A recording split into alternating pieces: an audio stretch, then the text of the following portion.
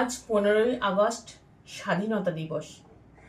আমি আমার নিজের মতন করে ভারত মাতাকে একটু প্রণাম জানাই, আর যত স্বাধীনতা সংগ্রামী আছে তাদেরকেও শ্রদ্ধা এবং প্রণাম জানাই।